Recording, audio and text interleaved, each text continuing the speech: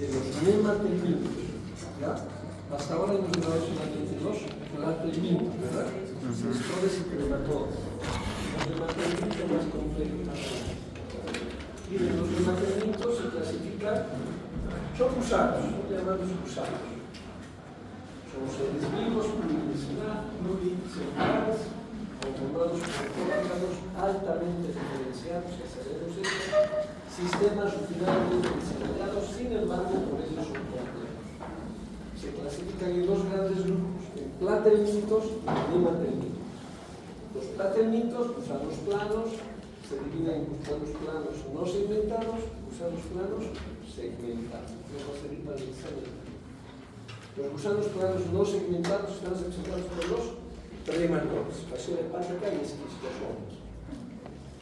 Los gusanos planos segmentados están representados por los cestodes, en este caso las herbes, ya hemos visto eso. Ahora nos vamos a los nematelmintos, ahora vamos a entrar a los gusanos redondos. Vean, los nematelmintos son gusanos redondos y se subdividen también en gusanos redondos segmentados y gusanos redondos no segmentados, igual que los platelmintos. Los gusanos redondos segmentados están representados por los anélidos. ¿Cuáles son los anélidos? Un ejemplo son las sanguijuelas o las lombrices de tierra, pero en este caso nos interesan los parásitos, ¿verdad? Y los gusanos redondos no segmentados están representados por los nemátodos. Un ejemplo, el Ascaris lumbricoides, que ahora vamos a entrar en tema. Entonces aquí tenemos unos gusanos redondos segmentados y los gusanos redondos no segmentados.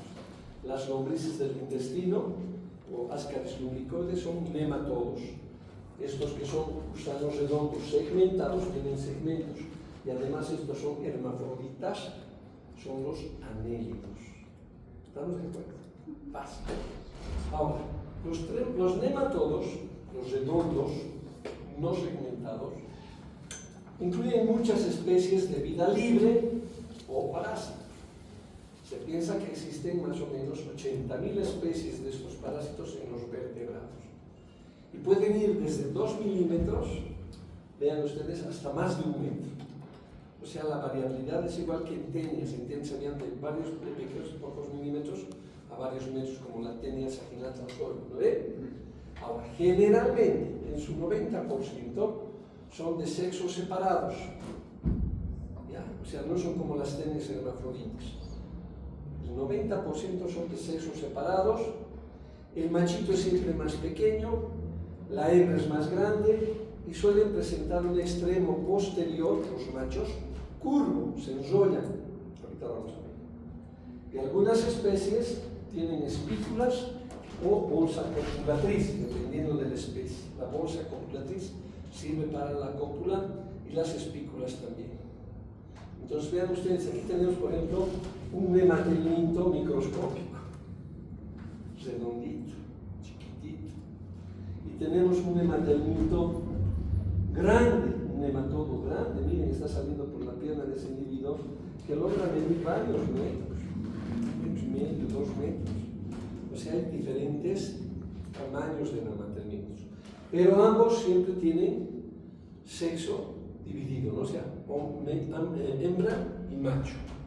Esa es la gran diferencia de los nematodos. Algunos presentan bolsa copulatriz, miren, es como una bolsita que generalmente lo tiene el machito, ¿ya? El machito, para fijarse a la hembra, ¿ya? La hembrita es simplemente redondita, no tiene la bolsa copulatriz y generalmente en esta figura, bueno, lo han puesto así, pero el machito tiende a enrollarse, el macho tiende a enrollarse, ¿ya? Cuando veamos parásitos macroscópicos, el machito siempre se enrolla. Ahora vamos a ir a generalidades. ¿Qué es un nematodo adulto? Es un gusano cilíndrico, alargado, con simetría bilateral primaria. O sea, adelante y atrás son simétricos, tienen la misma forma. El extremo anterior, lo que viene a ser la parte cefálica, a veces tiene ganchos, tiene dientes, placas, papilas, en la boca. ¿Para qué? Que le sirven para fijarse o abrir tejidos, o también como órgano de los sentidos. Por ejemplo, ascaris lumbricoides tiene labios, se va fijando, y además ahí tiene unos cerebritos, ahorita vamos a ver que le sirve para orientarse dónde está, en qué orificio central. ¿Está claro el extremo? La pared del cuerpo, ahora vamos a ir al cuerpo, está formada por una cutícula externa, que es la cáscara del parásito del gusano, que es hialina, un epitelio subcuticular, que son varias células sincitial, ¿no es cierto?, multicelular, y que se presenta 4 engrosamientos longitudinales llamados cordones. Estos cordones se van a distribuir a lo largo de los parásitos. ¿Para qué? Para que por ahí transcurra el sistema nervioso. Hay un cordón anterior, un cordón posterior y 2 laterales, 4 cordones. Y una capa de células musculares, solamente tiene una capita de células musculares oblicuas o longitudinales, ¿no? Son largas o ligeramente oblicuas. Una sola capa de célula muscular estriada. Esa es la composición del cuerpo. O sea, ven ustedes, bastante sencillo, pero bien complejo. Y ahí está. Podemos tener dientes, podemos tener placas cortantes, lancetas, dependiendo del parásito, ¿ya? Todas estas formaciones se van a encontrar siempre en la parte oral, en la parte cefálica. ¿Está clarito hasta ahí? Vamos a los sistemas ahora. ¿Qué sistemas tiene? Tiene un sistema nervioso que comprende un anillo de ganglios cerebrales, se llaman ganglios cerebrales, que le van a dar la energía nerviosa para que el parásito se mueva, o para que el parásito sienta, porque tiene terminaciones sensitivas y tiene terminaciones motoras, ¿ya? Esos ganglios cerebrales se encuentran en el extremo anterior, donde viene a ser la parte cefálica, que se encuentran alrededor del esófago, porque como es simetría bilateral, no hay una que tenga más tamaño como el escólex, por ejemplo, como una cabecita, no. Son como un lápiz, simetría bilateral, ¿lo ven? En los extremos. Pero por donde viene a ser el esófago, alrededor del esófago, se encuentran estos ganglios cerebrales. Y de ahí emergen 6 troncos, para arriba y para abajo, o sea, troncos cerebrales y troncos corporales, que van a transcurrir por donde hemos dicho, por los cordones, que están en la subcutícula, para ir a enervar a ese único músculo que tiene, ¿no es cierto? Ahora, se encuentran órganos sensitivos, ¿en qué regiones? En los labios, en la región cervical, en el ano y en la parte genital. Ahí son sensibles los parásitos, los nematodos. Ahí tenemos el sistema nervioso, miren estos ganglios cerebrales o ganglios nerviosos, que están más o menos a 1 centímetro, medio centímetro de la boca, que vendría a ser la parte del esófago, ¿no es cierto?, de donde salen 6 ramas nerviosas, ¿no ven? Tanto anteriores como posteriores, y van a ir a enervar principalmente el ano, el aparato genital, ¿no es cierto?, el poro genital, porque ahí son sensibles para la cópula, por ejemplo. Entonces, su sistema nervioso, vean qué sencillito es, está compuesto por 6 ramas nerviosas que transcurren a lo largo de los cordones nerviosos. Sistema nervioso. Tienen un sistema digestivo. Es un tubo sencillo, vean ustedes, que va desde la boca al ano, tubito, y se abre en la superficie ventral, en la parte anterior del parásito a poca distancia del extremo posterior. O sea, si el parásito es largo, no sé, vamos a ver, este es un gusano, esta es la parte cefálica y esta es la parte podálica, ¿lo ven? Caudal. Entonces, aquí empieza el esófago, un tubito, y termina casi en la parte terminal, en un orificio que se llama ano, tanto en la hembra como en el macho. Es un solo tubito. Entonces, dice, del extremo posterior, la boquita, conduce a una cavidad tubular, como un tubo, o en forma de infundíbulo, que en algunas especies se ensancha como una clava, tal el caso de, por ejemplo, Enterobius verbicularis, se ensancha como una clava, como un un clavito, porque tiene más musculatura para poder fijarse, porque es un parásito que se mueve y tiene que fijarse. Entonces se ensancha y hace las veces de ventosa, ¿se dan cuenta? Hace mayor presión. Cuando el esófago se distiende es porque tiene que fijarse. Eso es en cuanto al sistema digestivo. El esófago posee una pared de músculo estriado, glándulas esofágicas y suele terminar en un bulbo provisto de fuertes válvulas. Ese viene a ser el esófago. Entonces es un tubito, imagínense, es un tubo directo que se va dividiendo por segmentos. Al esófago le sigue el intestino, el mismo tubo, que ya es planadito, a ese nivel ya es plano, ancho, y sigue un trayecto rectilíneo, ¿no es cierto?, del esófago al recto. Rectito, hasta el recto, hasta el ano. En la hembra el intestino termina en un recto corto, en la parte terminal. ¿Ya? En cambio en el macho, ahí en la parte terminal, se junta con el poro genital. O sea, en el machito termina el ano, por atrás, y por delante el poro genital. Y conforman lo que se llama la cloaca. La cloaca. Entonces, ¿cómo se llama la terminación del sistema digestivo y del sistema reproductivo en el macho? Cloaca. En cambio, en la hembrita solamente es ano, ¿verdad? ¿Ya? Que se abre en el ano. Ahí está, entonces la cloaca va a terminar en el ano, pero se confunciona en el mismo orificio con el tubérculo genital, o sea, con el poro genital. Del aparato digestivo cuenta con un sistema excretor. ¿Ya? Este sistema excretor está formado por dos conductos laterales, conductos como canales, ¿no es cierto?, que circulan en los cordones longitudinales laterales, esos cordones que hemos visto, donde también transcurren los nervios. Y cerca del extremo anterior del cuerpo, o sea, acá, cerca del extremo anterior, acá arribita, anterior, ¿cierto?, estos cordones se unen, forman un puente, ahorita van a ver, y nacen y terminan en un conducto terminal, que llega más o menos a la parte media del esófago. O sea, ese lugar del esófago tiene un punto que es el punto excretor, excreta toxinas, los desechos los elimina por el ano. Ahora, ¿qué excreta por ese poro excretor? Generalmente sustancias antigénicas, alergénicas, ¿ya? Esas sustancias que absorbe el parásito a través de ese tubo digestivo vienen y se absorben por los conductos laterales y van a formar toxinas que son alergénicas.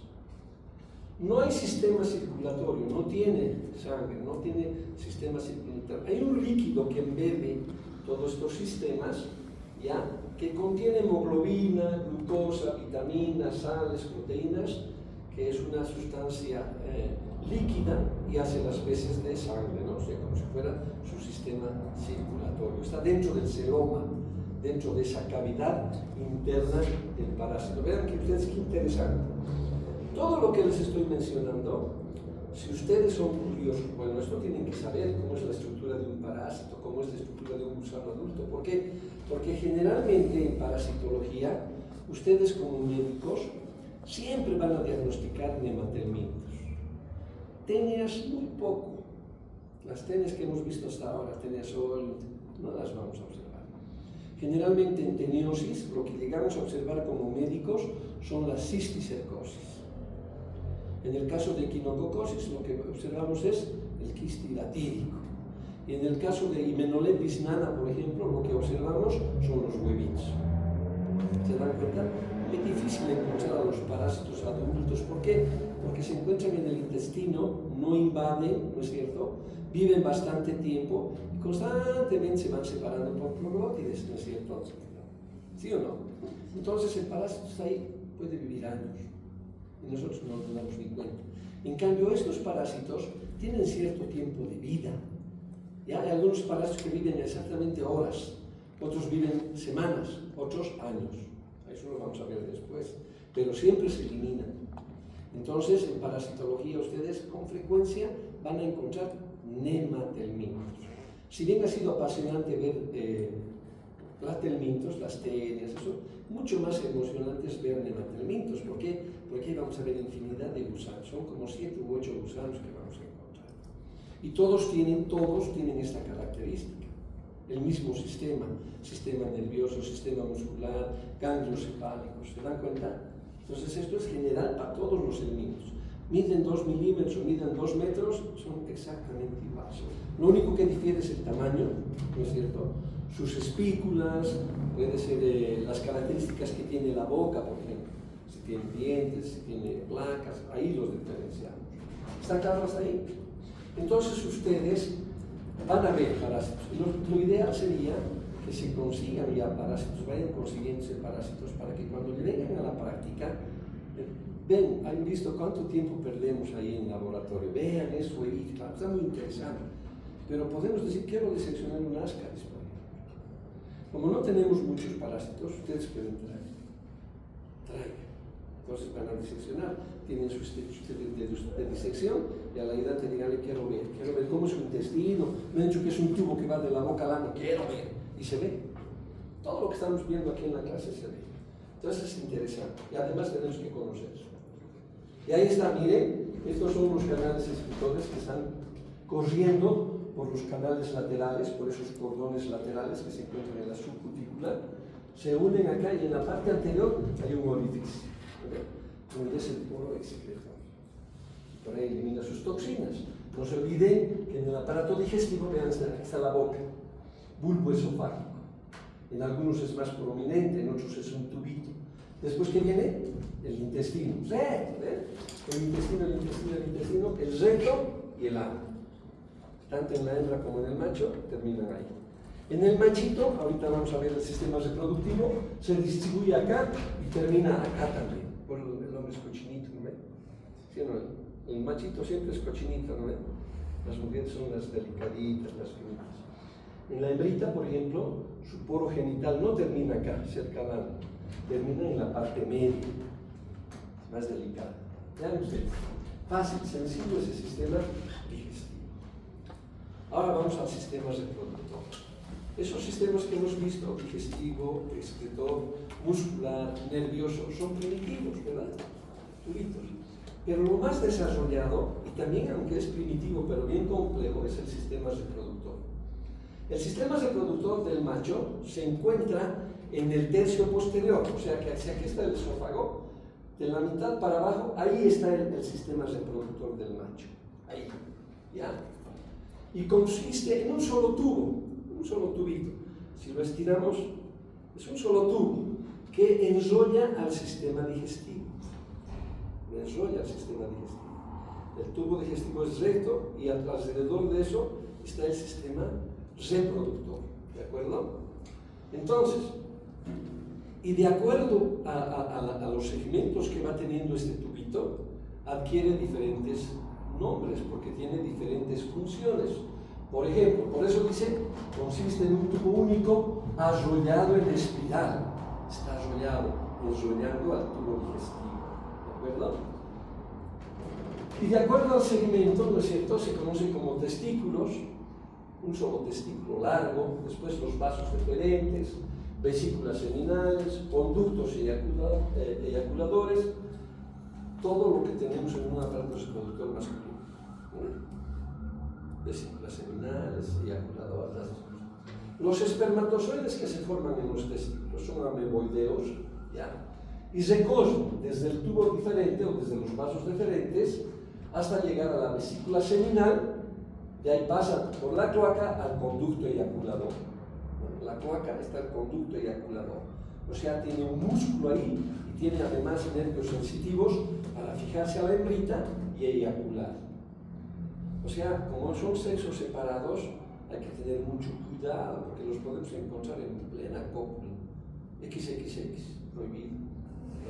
Bueno, en parasitología, chicos, hace años el doctor Elío, que es el profesor que hace jubilado, ha tenido la delicadeza de estudiar estos parásitos a través de endoscopía. ¿Ya? Entonces entraba con endoscopio hasta el intestino delgado y ahí se quedaba horas. O sea, había pacientes que toleraban porque Tolerar una endoscopía no es fácil, ¿no? Porque entra por la boca, por la nariz. Entonces, o muchas veces por la boca. Entonces está con el tubo ahí. ¿Y qué veía el doctor? Veía realmente cómo es la atracción entre hembra y macho. Cómo el machito busca, a través de sus nervios sensitivos, el órgano copulador, ¿no es cierto?, que es la vulva. Y para que no se separe, porque el intestino está en constante movimiento, ¿verdad? Entonces tiene una espícula que viene a ser como un pene, como un ganchito, y ¡tac!, la engancha a la hembra. ¿Ya? Y el machito empieza a eyacular, y empieza a pasar los espermatozoides. Estamos viendo un coito de un parásito que mide más o menos 15 a 20 centímetros. Pero hay parásitos que miden apenas 1 o 2 centímetros. Y exactamente lo mismo. Chiquititos, cientos están buscando para copular. Entonces imagínense, si así son los parásitos, mantienen su especie, imagínense cuántos huevos se eliminan al día. Imagínense. Entonces, el mundo está totalmente parasitado por el virus y sobre todo por nematodos. Y van a ver ahora en las clases subsiguientes cuáles son los nematodos que predominan en el mundo y además predominan en ciertas áreas. Hay nematodos que son de lugares subtropicales o tropicales, otros de lugares más fríos. Entonces, en todas partes hay nematodos. Vean ustedes. Entonces, el aparato copulador accesorio está formado por 1 o 2 espículas. Esas espículas son engrosamientos de la cutícula que tienen formita de gancho y que se encuentran delante de la cloaca. Delante de la cloaca, porque ahí termina el poro genital en el machito, ¿no es cierto? El conducto eyaculador. ¿Está claro hasta ahí? Ahora vamos a ver. Ahí está. Miren, aquí está el esófago, el bulbo esofágico. El intestino está por el medio de esto. Así el intestino y termina en el recto. Y enrollando al intestino, ¿no es cierto?, se encuentra este tubito que tiene diferentes nombres de acuerdo a su segmento. Testículo, conducto deferente, ¿no es cierto?, vaso deferente, vesículas seminales, el conducto eyaculador y la cloaca. Y las espículas que están por delante, que son 2, en el caso del Ascaris lumbricoides, por ejemplo, tiene 2 espículas, 2 penes, XXX, macho, ¿no? XXX y S bien, ¿no? Entonces tiene 2 espículas con las que se fija la hembra. En cambio hay otros parásitos que siempre solamente tienen una espícula. Depende de la especie, eso lo vamos a ver a medida que vayamos viendo los parásitos. Interesante. Lo mismo pasa con el aparato reproductor femenino, vean ustedes. Es un tubo único o doble. ¿Qué quiere decir eso? Que tiene 2 úteros, 2 conductos, receptáculos seminales, 2. O sea, 2 aparatos reproductivos, ¿ya? En su mayoría, chicos, los helmintos, las hembras, tienen 2 sistemas reproductivos, 2 juegos, ¿ya? Un juego de 2. Formado por el ovario, el oviducto, receptáculo seminal, útero, eyector de los huevos y vagina. Una sola vagina. Esa vagina termina en el poro genital. ¿Y dónde termina el poro genital? En la parte media anterior del parásito, que al medio. ¿De acuerdo? Entonces es igual, es un solo tubo. El óvulo pasa del ovario al oviducto. Ovario al oviducto. Donde empieza a formarse inmediatamente después de la penetración del espermatozoide. ¿Por qué? Porque aquí está el receptáculo seminal. Ha recibido a los espermatozoides y ya empiezan a formarse los huevitos, ¿no es cierto? Y la membrana vitelina se separa de la capa interna de dicho cascarón, ¿ya? Para formarse la membrana vitelina y formarse el huevito como tal. Más allá está el útero, que aparece una capa de proteínas por secreción de la pared del útero, tiene bastante proteína para alimentar a los huevos y se producen ahí los huevitos, ¿no? Cada espermatozoide, un óvulo, espermatozoide, un óvulo, un gusanito, un huevo que va a dar origen a un gusano. Cada huevo da origen a un gusano. La producción diaria de una hembra puede ser de 20 huevitos, vean, 20 huevitos por día, hasta 200.000 huevos por día. Es una sola hembra. Entonces, imagínense cuántos huevos se eliminan. Un paciente que tiene, por ejemplo, 3, vamos a decir 3 porque poco es 3, ¿no? Generalmente son 100, o 80, o 20, pero que tenga 3 hembras por día, ¿cuántos huevos elimina? 600.000 huevos por día, por hembra, o sea, por todos los 3 parásitos. ¿Por qué? Cada hembra elimina 200.000 huevos. Y es importante que aprendan esto de acuerdo al parásito que vamos a ir llevando. Por ejemplo, yo les estoy diciendo un dato, 200.000 huevos de Ascaris lumbricoides. Trichuras son más o menos 5.000 huevos. ¿Para qué nos sirven eso? Porque usamos una técnica que ustedes conocen como la técnica de Kato-Katz. Entonces, ahí nos dicen para hacer cuantificación de huevos. ¿Les han enseñado a hacer la fórmula de Kato-Katz alguna vez? No les han enseñado, pero lo han visto. Ahora yo les voy a enseñar para que tengan idea cómo los laboratoristas nos calculan la cantidad de hembras que tiene una persona. Es interesante, no nos han enseñado. ¿Por qué? Porque no hacemos eso nosotros. Sabemos que es una técnica cuantitativa o cualitativa, ¿no ven? Pero qué lindo sería saber, oye, si quiero saber cuántos Ascaris tengo, y sé cuántos huevitos tengo, y sé la técnica de Kato-Katz, puedo calcular, les voy a enseñar. Es bien fácil. Ahí está, lo mismo. En el tercio posterior es un solo túbulo, ¿no es cierto? Que algunos parásitos tienen 2 de estos, un par, no doble. Igual, en 2 ovarios, conducto, receptáculos seminales, etc. Y la vagina, ¿no? Aquí está el conducto, ¿cómo se llama este? Expulsor de los huevos y la vagina, que se abre en la parte media del parásito. En el macho no se olvide, en la parte posterior, junto con el ano. Entonces, el sistema de reproducción de la hembrita, que también lo podemos ver. Hasta ahí entendido, esa es la morfología. Eso es lo que comprende un nematode, todos los sistemas. Si ustedes hacen un parangón con los estodes, es diferente. En una proglótide se encuentra todo, ¿no es cierto? Se encuentran los solenocitos, se encuentra el poro genital, porque en el poro genital se encuentra el aparato, la unión del aparato reproductor masculino y el aparato reproductor femenino, son hermafroditas. Igual tienen ovarios, unos son bilobulados, otros trislo. Es exactamente igual, pero en diferente distribución, en este caso diferente, porque son gusanos redondos.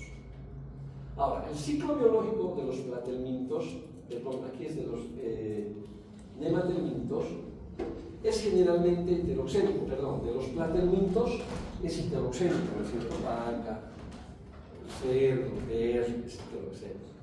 Es decir, donde intervienen 2 o más huéspedes intermediarios. En cambio, en los nematelmintos, el ciclo biológico suele ser monoxénico, más sencillo todavía. No hay hospedadores intermediarios. El hombre generalmente es hospedador habitual de estos parásitos. O sea que es mucho más fácil, ¿no? Tenemos que ver qué animales intervienen. Al tener reproducción sexual, ambos generalmente son ovíparos, ¿no es cierto? Tanto los platelmintos como los nematelmintos. Los nematelmintos obviamente son ovíparos, que son las formas infectantes para el nuevo huésped. Los huevos, igual que en las tenias. Sin embargo, en algunos parásitos, las formas larvarias también suelen ser formas infectantes para el mismo huésped. Lo mismo que pasa con los platelmintos, ¿no? Larvas, el cisticerco es una forma larvaria y se infecta. Aquí también las formas larvarias son infectantes. Está el caso, por ejemplo, se me viene a la cabeza, de strongyloides esterporales, ustedes van a ver cómo son sus larvitas. Por tanto, el mecanismo de infección de estos parásitos es por ingestión directa de las formas infectantes o bien ingiriendo alimentos y agua contaminada con ellos, ¿no es cierto? Muy bien. Cuando los parásitos residen en el tubo digestivo, porque vamos a hablar de helmintos gastrointestinales y vamos a hablar también de helmintos hemotisulares, es decir, de parásitos gusanos redondos que viven en la sangre, por ejemplo, o en los tejidos, o en los linfáticos, hemotisulares. Pero en esta primera etapa vamos a ver de parásitos gastrointestinales que viven en el tubo digestivo. Por lo tanto, esos parásitos que están en el tubo digestivo, los huevos o las larvas se van a expulsar con las heces fecales.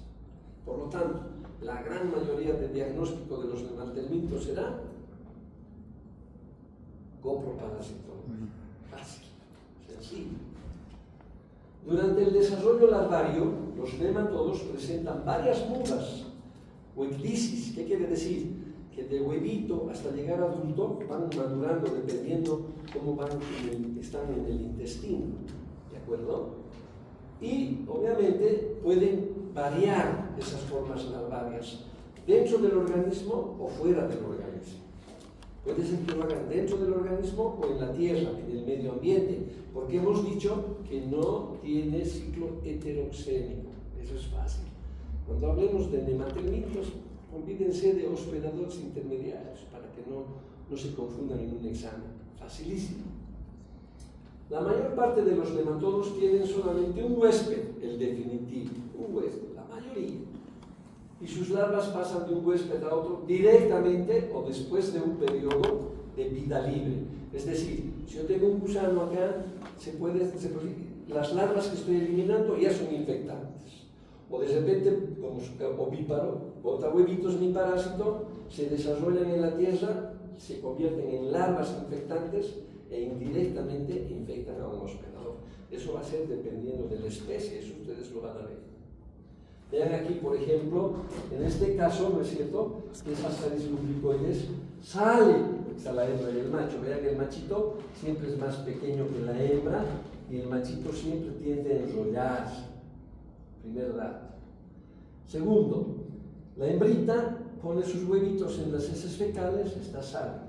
En el caso de Ascaris lumbricoides, el huevo tiene que madurar en la tierra. Sus larvas van a madurar en la tierra para que se hagan infectantes. Un dato importante. O también puede ser en el mismo Ascaris, por eso cuando lleven Ascaris vayan a esa clase, porque ese es el parásito clave para entender todos los ciclos biológicos de los demás parásitos. Complejo.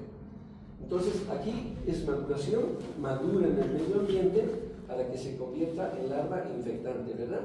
Pero también puede ser que dentro del organismo esta larvita también mude, o sea, pase de un estadio larvario A a un larvario B, a un larvario C. ¿Se dan cuenta? Tanto en el externo como en el interno van madurando hasta llegar a adulto. A eso se refiere la evolución de las larvas. ¿Está entendido?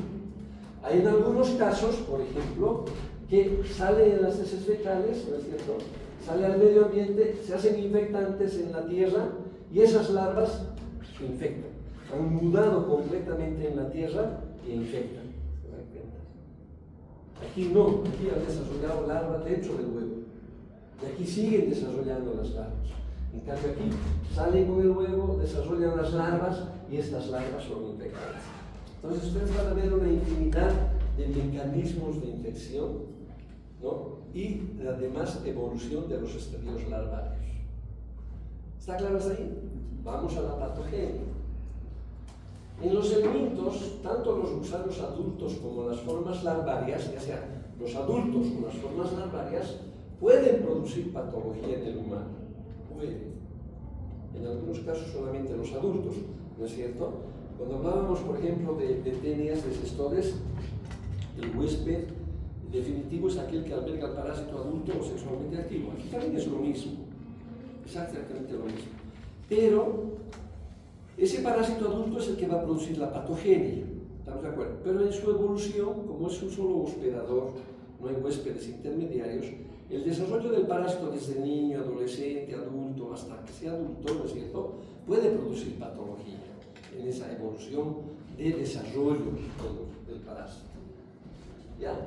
Por tanto, es importante conocer en su totalidad el ciclo biológico de cada parásito. Es necesario. En cambio, en tenis es fácil.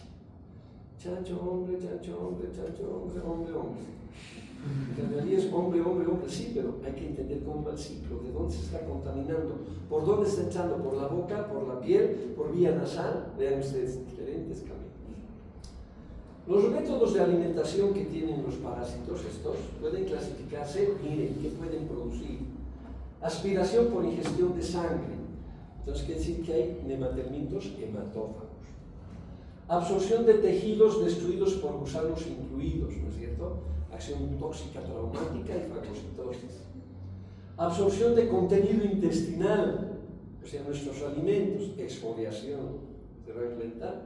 Absorción de alimentos de los líquidos corporales, o sea, que nos absorbe, por ejemplo, la linfa, porque se entran a los linfáticos y están alimentando nuestra linfa y ahí tenemos problemas, hay parásitos, vamos a ir bien. Entonces son diferentes los mecanismos de alimentación que tiene este parásito. Obvio, es cuestión de pensar.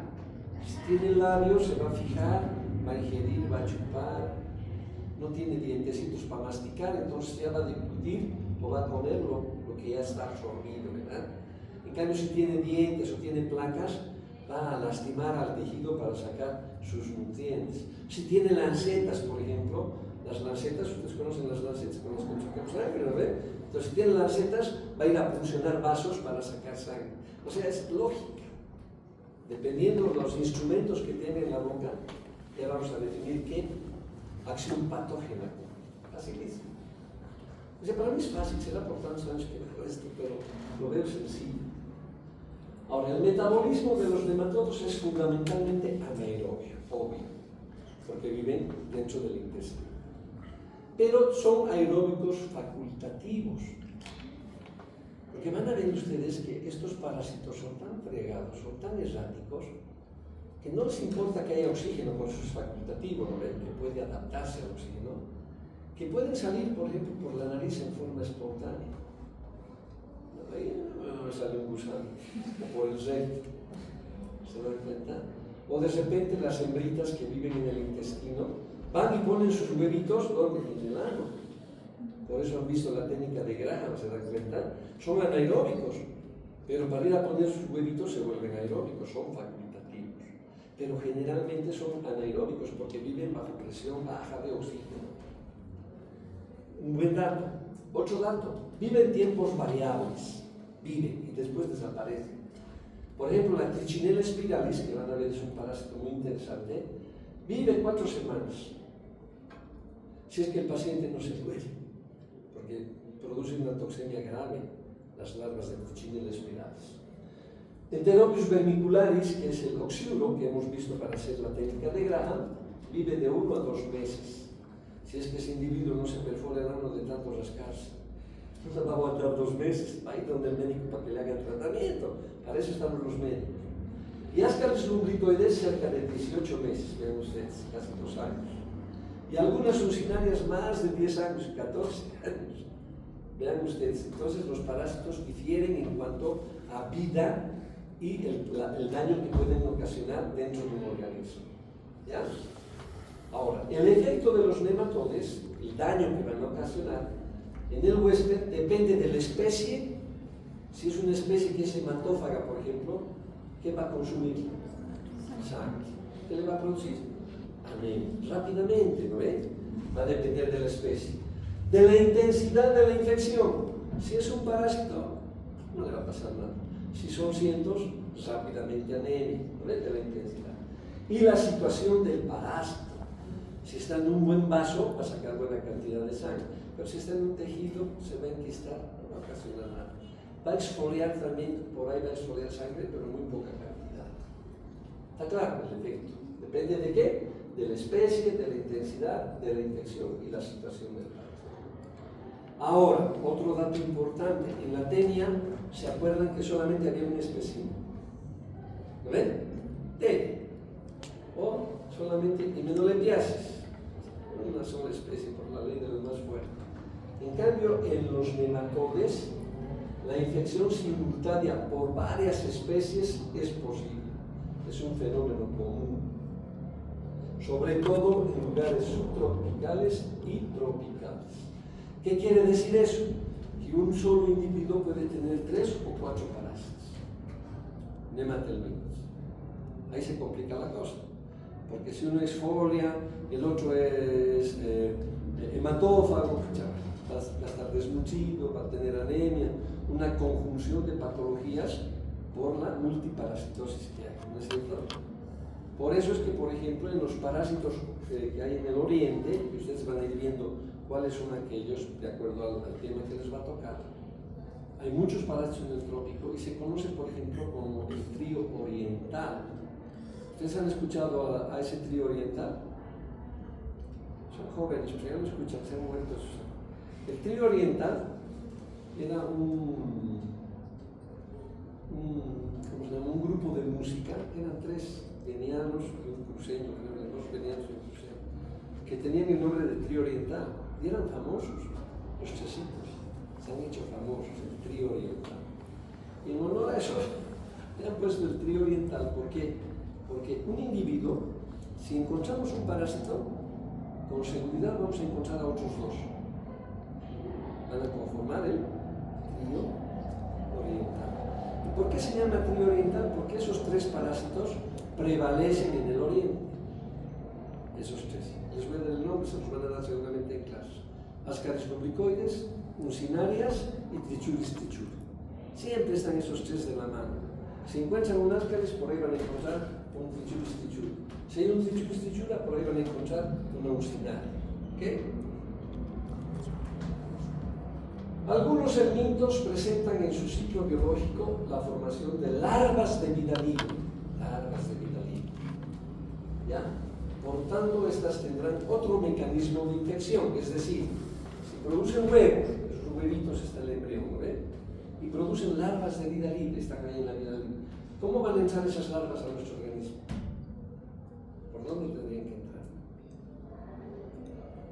Una sería que ingeramos, ¿no es cierto? Que estén larvas en el agua y al tomar agua esas larvas podamos ingerir, sí, correcto. Otra forma.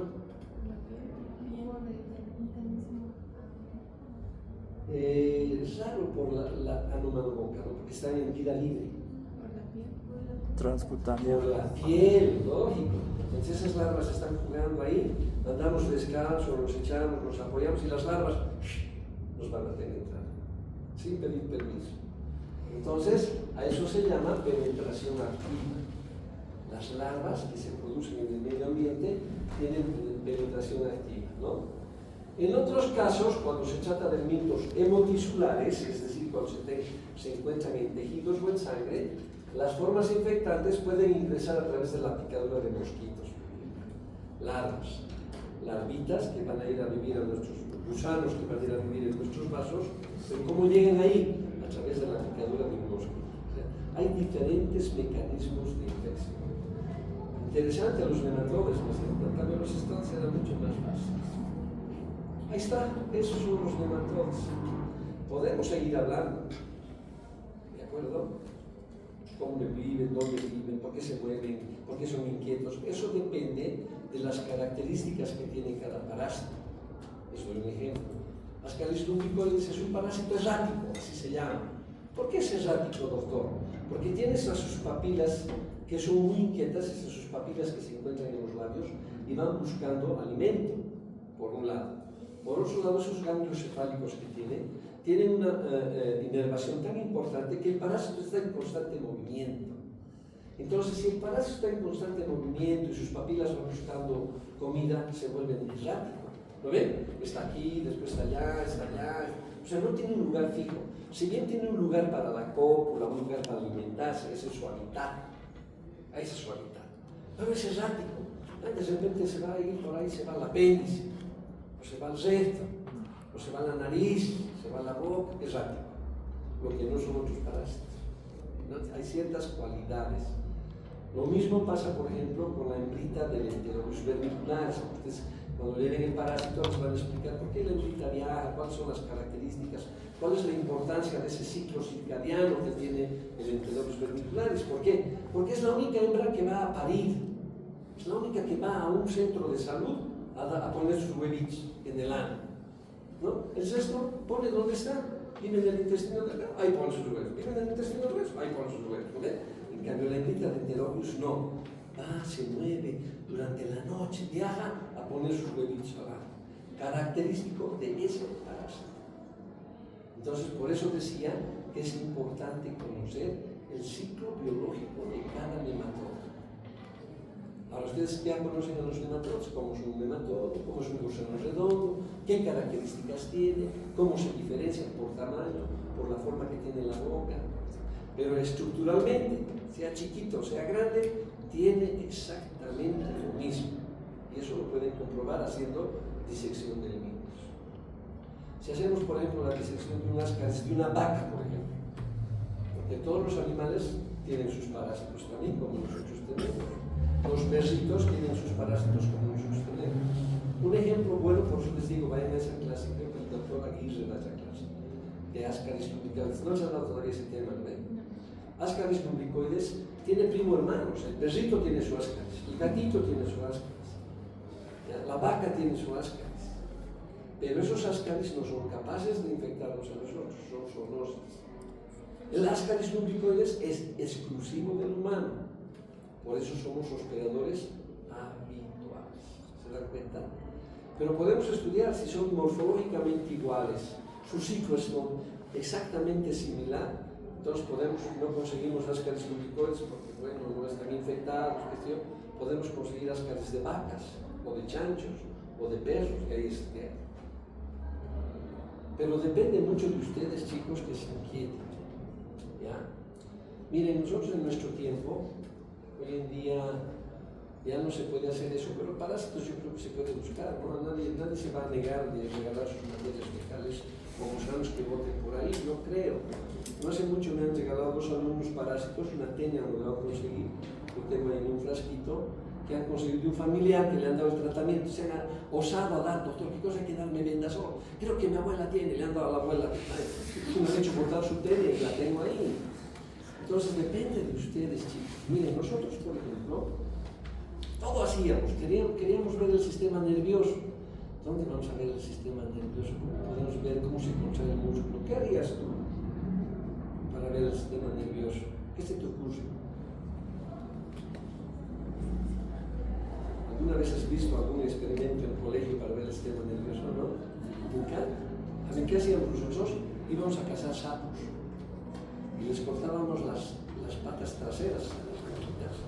Las ancas de rana son grandes, son musculosas, ¿de acuerdo? Y tienen un nervio ciático bastante grueso. Por eso el sapo, ¿lo ven?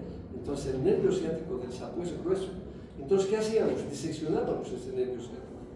Le cortábamos la pata al sapo y diseccionábamos. Y le poníamos electrodos, una pilita. ¿Qué pasaba con la patita? ¿Se dan cuenta? Para ver la contractura muscular. Cortábamos el músculo y veíamos cómo era el músculo estirado, actina miosina. Vamos estudiando y aprendiendo, viendo. Primero, ¿cómo es el tubo digestivo? El tubo digestivo, el esófago, el buche. ¿Cómo podemos estudiar el tubo digestivo? ¿Qué harías? Diseccionar un pájaro. Correcto, palomas. Nos íbamos a la Plaza Murillo, nos cazábamos la paloma y los fines de semana a limpiar palomas para ver su esófago, cómo va su buche, su estómago, cómo va dando. Pero estamos viendo el tubo digestivo en vivo y en directo, no en dibujos. ¿Se dan cuenta, chicos? Entonces, para cirugía, por ejemplo, queríamos operar. 3er año, 4º año de medicina, ya queremos operar, ya queremos cortar. ¿Qué harías? Trataría de encontrar ratones. Perro grande, imagínense, cortarle la panza, todo ahí con el mano, cortarle su intestino, coserle. Entonces nosotros matábamos a estos perros. Obviamente ahora no se puede, pero dice echa la ley, echa la trampa. ¿No es? No hace mucho han encontrado en la casa de un individuo como 50 cadáveres de perros, ahora no sabemos cuál es la finalidad. Obviamente a ese lo van a meter en la cárcel por daño a los animalitos. Pero si ustedes, digamos, quieren operar, se les ocurre operar, saben usar el éter, que sea, saben usar anestésicos, cuando están en cuarto, cuando están en medicina, operen, pues hay tanto perro ahí. Chuchicho, se lo llevan, lo operan, y después lo hacen desaparecer, pero usted sabe que hay pecado. Nosotros hacíamos eso. Y lo mismo pasa con esto. Tantos ascaris habremos diseccionado. Y esas toxinas que eliminan por su poro excretor es real. Porque nosotros agarrábamos los ascaris a lavarlos para mostrar a nuestros ayudantes, a nuestros alumnos, los lavábamos sin guantes, como somos estudiantes de medicina, cochinos que somos, ¿no ves? Entonces usaban guantecitos para arriba, nada, así, con mancha a la pila. Después de lavar todos los ascaris, 50 ascaris ahí en las clases, nuestras manchas inflamadas por el proceso alergia a las toxinas de las cresas. Cuando ya preguntaba al doctor por qué, nos han explicado toxinas, y eso es real. Entonces, como dice, un buen médico es aquel que se mete a todo, hace todo, ¿no ve? Ustedes son médicos cirujanos, tienen que saber clínica y tienen que saber cirugía. Desde ahora, hagan la disección de unas carcinógenas, les estoy avisando. Pueden conseguirse las en el matadero, donde sea, y cuando llegan a la práctica, traigan sus gusanitos y van a diseccionar. ¿De acuerdo? Entonces ya saben lo que es el hematólogo. Qué bonita los ojos de la cosa, diferente que las telas. Más observable, porque las telas, como son proglótides, ¿sabes? No se puede diseccionar. Hay que aplastar y verlos al microscopio. Nada más han visto proglótides ustedes, las ramas uterinas, tal vez han visto un ovario por ahí. Pero al cambio aquí podemos diseccionar, podemos sacar el ovario, el útero, todo. Más bonito. ¿Bien? Me alegra que hayan venido, chicos. No van a conseguir movilidad hasta dentro de media hora, cada día. Ya se van a poder ir tranquilos, hacer un tiempo con las manos. ¿Preguntas? ¿Dónde se pueden conseguir los parásitos? Los mataderos. El matadero municipal, por ejemplo, hay dos mataderos grandes. Uno que queda en la Chachicala y otro que queda en la avenida de Papal, que va a la Europea. Hay un gran matadero, ahí pueden conseguir. Después pueden conseguir, si van a los laboratorios grandes, por ejemplo, del Hospital de Clínicas, del Hospital del Niño, porque ahí siempre traen niños que eliminan parásitos, ¿no es cierto? Entonces ahí pueden conseguir. Es un poco difícil porque a veces la mamá lo bota. ¿O saben qué? ¿Cuál es el error de la mamá? A ver qué hace. ¿Qué harías si encuentras un ascas? Digamos, tu hermanito bota un ascas. Es un gusanito. ¿Qué haces? ¿Por qué? Si ya sabes que es un estudio. ¿Qué harías? ¿Ah? Pero todavía no sabes. Ahí está el ascas. Ahí está tu ascas. Ahí se está volviendo. ¿Dónde lo guardas? Conformos. Lo mismo, ¿no ves? Tú, mal. Porque con el formol o con el alcohol se seca. Entonces, si eso haces el sábado, el domingo, el lunes lo traes aquí y es charqui. El formol lo quemó. Si bien es un buen fijador, lo quema. Lo que tiene que hacer es ponerlo en agua. Agua. ¿Ya? Cualquier parásito que eliminaran, pónganle agua. No se va a echar a perder. Entonces le ponen agüita, lo tapan bien y lo traen. Ahí pueden diseccionar, luego pongan en formol. Una vez que ya quieren disecar, quieren que se quede disecadito, le pueden poner formol, pero nunca alcohol. El alcohol lo seca totalmente, lo vuelve chuño y no sirve para nada. ¿Están de acuerdo? Las cositas se aprenden. A ver, les voy a enseñar, a ver, enciéndanme la luz. Vean, a la vez mientras está acá.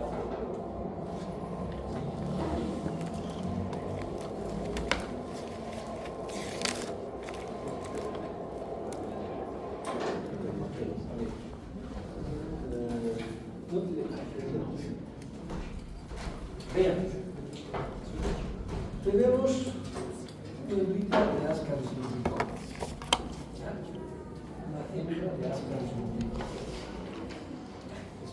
Estos parásitos viven en el intestino y nos dan problemas cuando son cientos, nos pueden producir una obstrucción intestinal incluso. O qué molestoso que un Ascaris nos salga por la nariz, por ejemplo, en plena clase. Puede ser. Entonces, hay una técnica para que esta hembrita pone huevos. Ascaris lumbricoides hemos dicho que pone 200.000 huevos por día. Una hembra. Entonces resulta que queremos saber en un paciente cuántas hembras hay.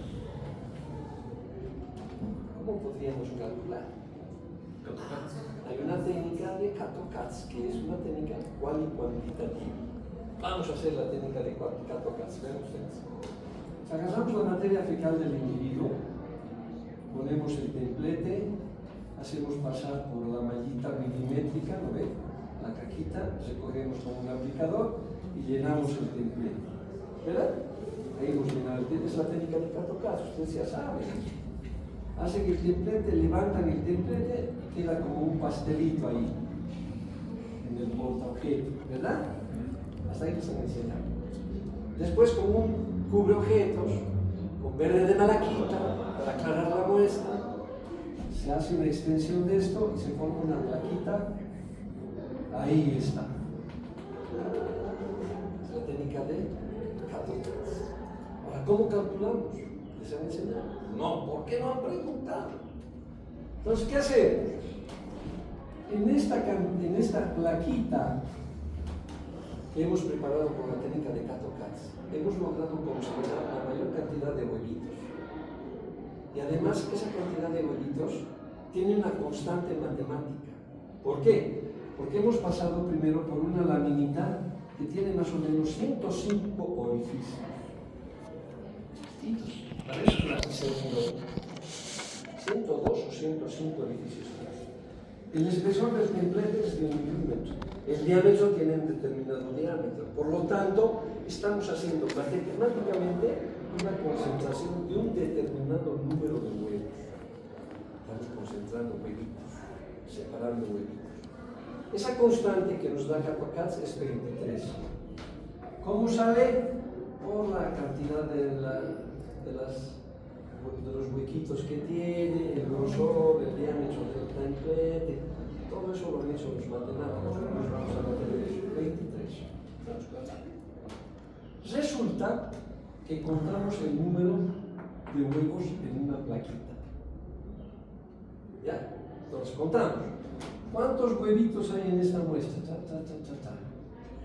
Vamos a contar por decir 100 huevos por placa.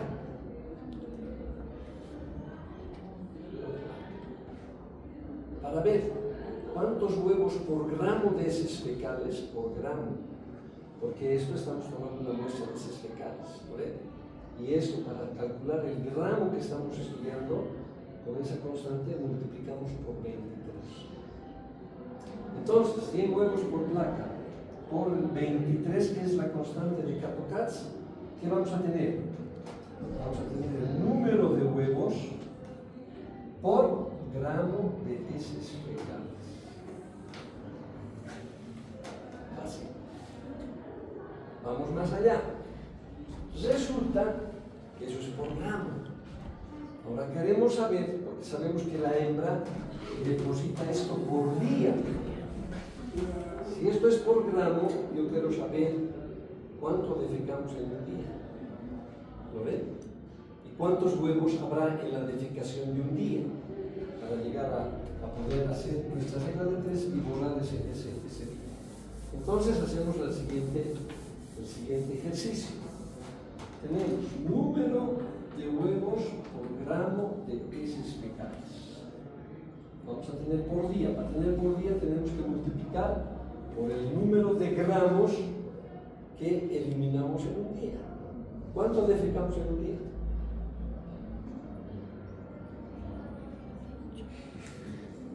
Aproximadamente, en medicina nunca uno más uno es 2, ya sabes. Aproximado, no somos exactos.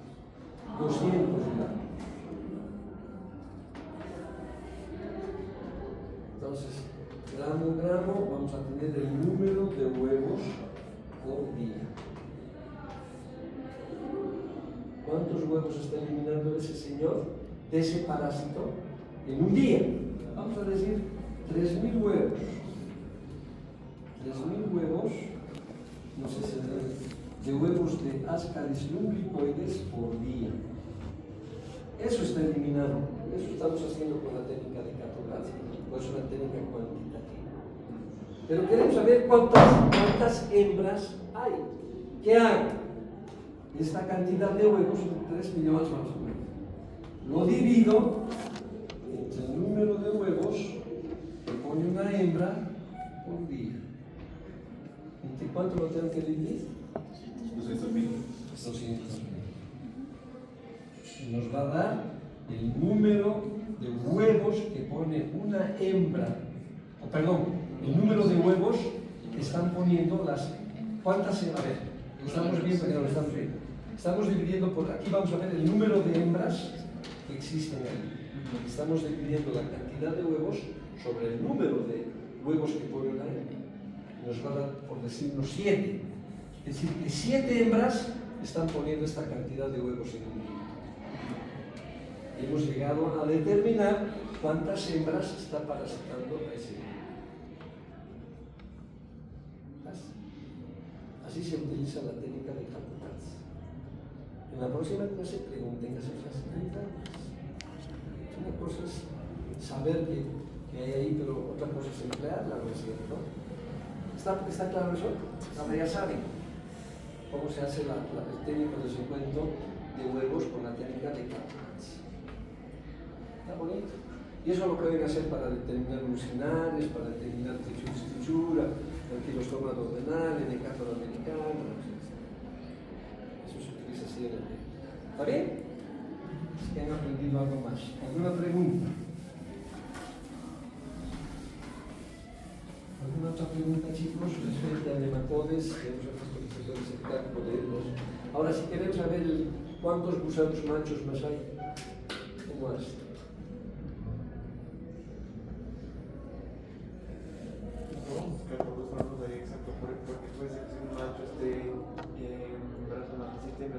Pero eso es raro.